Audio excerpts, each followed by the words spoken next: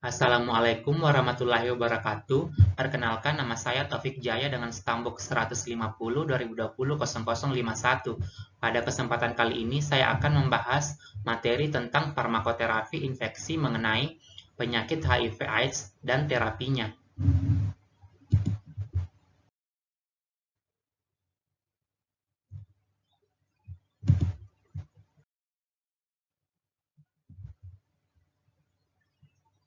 Baiklah, untuk submateri yang saya akan bawakan, yang pertama itu tentang pendahuluan penyakit HIV/AIDS, yang kedua yaitu etimologi, yang ketiga yaitu patofisiologi atau perjalanan penyakit HIV, yang keempat yaitu penatalaksanaan terapi. Untuk submateri pertama yaitu pendahuluan. Human Immunodeficiency Virus atau HIV adalah virus yang menginfeksi sel darah putih dan menyebabkan penurunan imunitas pada manusia. Sedangkan untuk AIDS atau Acquired Immunodeficiency Syndrome merupakan kumpulan gejala kerusakan sistem kekebalan tubuh bukan disebabkan oleh penyakit bawaan namun disebabkan oleh infeksi yang disebabkan oleh HIV. Ciri utama infeksi HIV adalah diplesi limfosit CD4 yang menyebabkan menurunnya kekebalan sel.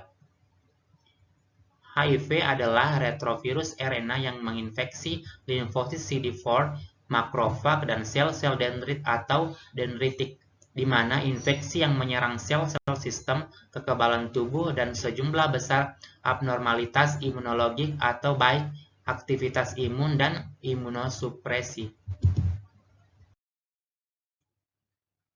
Yang kedua yaitu tentang etimologi, di mana etimologi HIV/AIDS adalah Human Immunodeficiency Virus atau HIV yang merupakan virus sitopatik yang diklasifikasikan dalam famili Retroviridae, subfamili Lentiviridae, genus Lentivirus, di mana penyebabnya adalah sering berganti pasangan, melakukan hubungan seksual yang berisiko, baik homoseksual maupun heteroseksual, menggunakan jarum suntik narkoba secara bersamaan, penularan dari ibu hamil yang mengidap HIV/AIDS melalui plasenta janin. Untuk patofisiologi, di mana untuk patofisiologi HIV di sini ada stadium perkembangan penyakit HIV, di mana stadium perkembangan penyakit HIV itu terdiri dari 4 stadium. Yang pertama yaitu stadium 1 atau infeksi primer, di mana HIV masuk ke dalam tubuh dan bersembunyi. Anda mungkin tetap sehat, namun penyakit HIV di sini berkembang biak dalam tubuh. Dan untuk stadium kedua yaitu latent klinik, di mana tes darah spesifik dapat menunjukkan bahwa orang itu mempunyai antibodi terhadap virus. Anda mungkin sehat cukup lama, tetapi lebih kurang 10 tahun atau lebih. Untuk stadium yang ketiga yaitu gejala konstitusional, di mana gejala-gejala di sini mulai timbul berupa penurunan berat badan secara hebat, demam lama, dan berkeringat hebat pada malam hari, ruam kulit, dan diare terus-menerus. Yang keempat yaitu stadium infeksi opportunistik, di mana timbul berbagai penyakit berbahaya dan pada stadium ini orang dikatakan sebagai penderita AIDS. Untuk patofisiologi limfosit, di mana limfosit mencakup 20% dari leukosit dan terdiri atas limfosit T dan limfosit B atau sel T dan sel B, di mana sel-sel ini dapat mengendalikan benda asing dan mampu membedakannya dari jaringan sendiri karena adanya reseptor pembuka sel atau CCR, di mana limfosit di sini memiliki sel memori.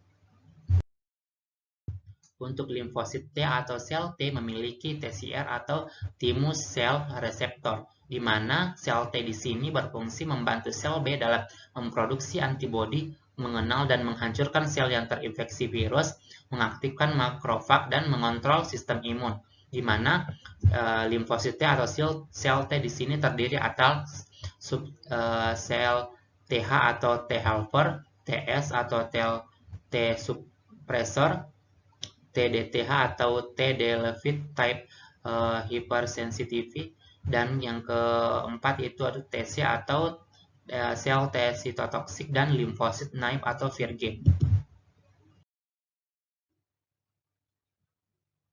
Tahap perkembangan limfosit T, di mana tahap perkembangan awal dari antigen sel CD4 dan CD8 disekresikan bersama-sama pada sel yang sama, di mana tahap perkembangan akhirnya yaitu sel T yang berdiferensiasi akan memilih TCR berupa CD4 dan CD8 atau kadang tidak keduanya, namun sel T tanpa TCR akan mengalami apositosis.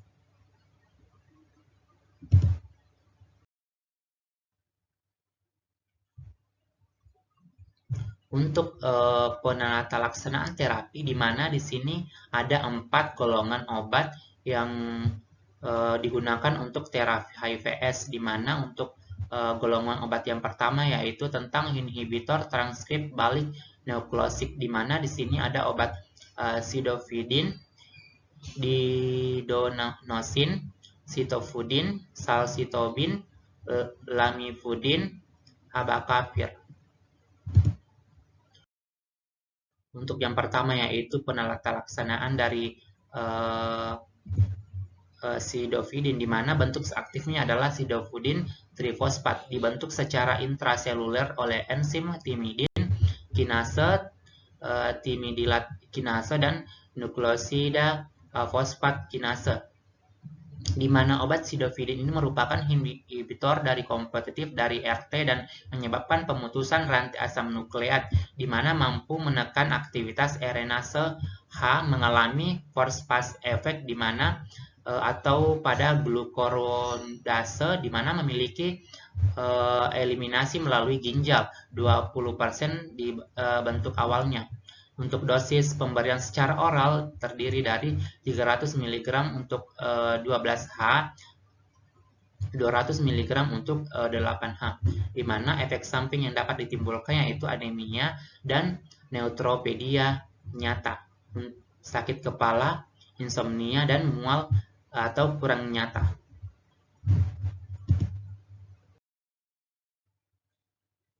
Di mana aturan pakai untuk sidofidin, aturan sidofidin secara umum untuk dewasa yaitu 100 mg 4 kali sehari ditambah infus sidofidin selama bekerja 2 mg per kilogram. Intravena diikuti dengan 1 mg per kilogram per jam. Untuk ibu yang baru melahirkan 2 mg per kilogram oral setiap 6 jam selama 6 minggu. Untuk obat yang kedua yaitu didanovexin, merupakan penghambat nukleosid RT kedua yang disetujui FDA untuk infeksi HIV. Bentuk aktifnya adalah didoesiadenosin trifosfat, di mana biofabilitasnya yaitu obat yang bergantung pada kerentanan asam lambung, bentuk sedia yang diberikan, keberadaan makanan, dan dalam sistem gastrointestinal, di mana efek samping yang dapat ditimbulkan yaitu nyeri saraf perifer dan pareitis, atau sering disebut dengan pareitis yang sering, diare, merah-merah, kulit bengkak, mual, dan muntah.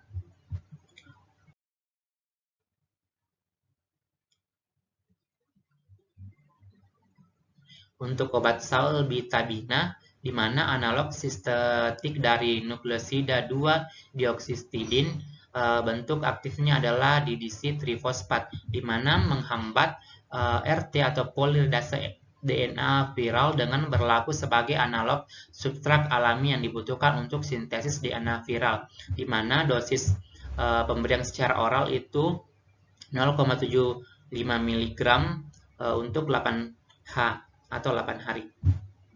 Biofabilitas oral sekitar 87% dengan waktu paruh dalam serum kurang lebih 1,2 jam,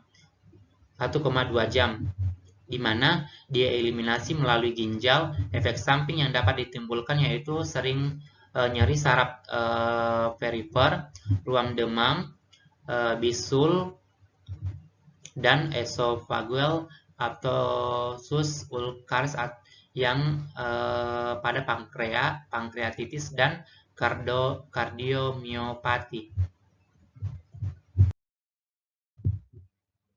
Untuk obat stafudin, di mana di sini stafudin obat yang nukleosida baru yang sedikit menyebabkan efek mielosupresi, di mana biofabilitas secara oral sekitar 86%, waktu varu dalam serum kurang lebih 1,1 jam, dieliminasi melalui ginjal, cenderung digunakan untuk orang dewasa, di mana dosis pemberian secara oral yaitu 4 mg 12 hari untuk tablet lepas lambat 100 mg per hari, di mana efek samping yang dapat ditimbulkan yaitu nyeri saraf perifer, peningkatan nilai-nilai uji fungsi liver, dan mielosupresi atau penekanan sumsum tulang.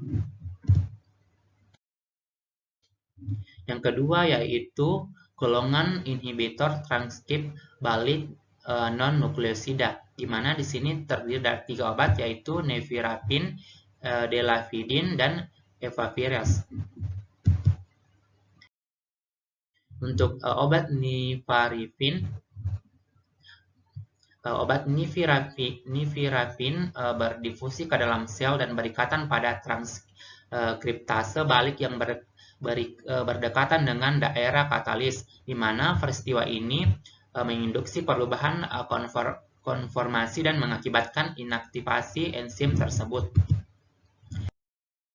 Yang kedua, obat dilavudin, di mana obat dilavudin di sini setelah memasuki sel delvaridin berikatan dengan suatu kantong dihidrofobik dalam subunit enzim transkriptase balik, di mana hal ini menyebabkan perubahan konformasi menjadi bentuk enzim yang stabil dan tidak aktif. Yang ketiga yaitu obat golongan inhibitor protase, di mana obat yang digunakan di sini tidak di Indonesia, namun disebutkan dalam penggunaannya, di mana obat yang digunakan di sini adalah saquinavir, indinavir, ritonavir, nelfinavir, amprenavir, dan lofinavir.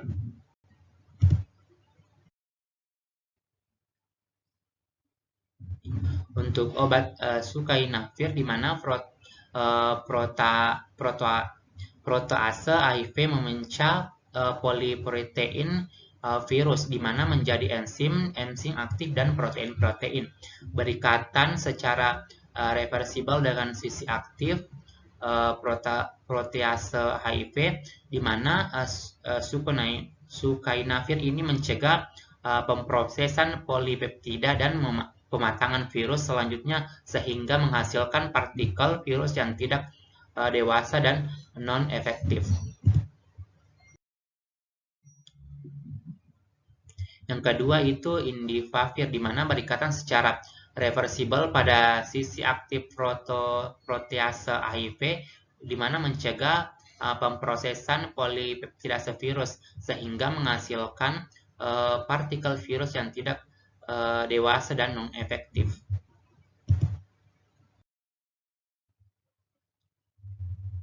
Sekian dari materi yang saya bawakan, kurang lebihnya mohon dimaafkan. Wabillahi taufiq wal hidayah. Wassalamualaikum warahmatullahi wabarakatuh.